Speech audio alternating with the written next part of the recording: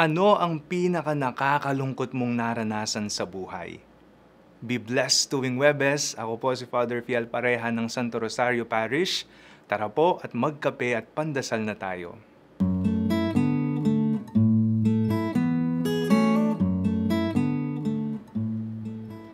Isa sa nakakaantig na tagpo sa Biblia ay noong mga panahon na si Kristo ay namatay at ang kanyang mga alagad ay bumalik sa dati nilang gawi. Nagkulong, bumalik sa kanilang bayan, bumalik sa dating kabuhayan, sila ay nangisda, ngunit walang mahuli. Malungkot na karanasan para sa mga disipulong sugatan. Low moments are opportunities to see God. When was the last time you prayed so hard and asked the Lord for a miracle? Mas lalo kang napalapit sa Diyos, di ba?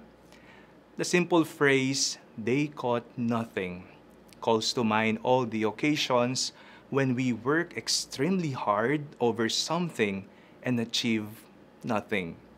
Ibinigay mo na ang lahat, wala pa rin. Itinodo mo na, bakit kulang pa rin? Heto ang karanasan ng mga alagad, heto ang ating karanasan sa buhay. But God fills us when we are empty, when we are hungry, when we are in need.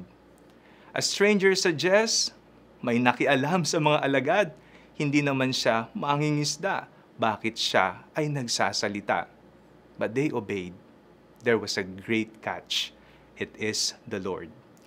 Sa tuwing ikaw ay pagod na, sagad na, at nawawalan ng pag-asa, makinig sa tinig ng Diyos. Tuturuan ka niya kung ano ang iyong gagawin, and you will experience abundance. Let us pray. Lord, you fill us when we are empty. You are there when we are lonely. How gracious is your holy name, worthy to be praised each day. Let this joy we have experienced in you finds its way to others' lives.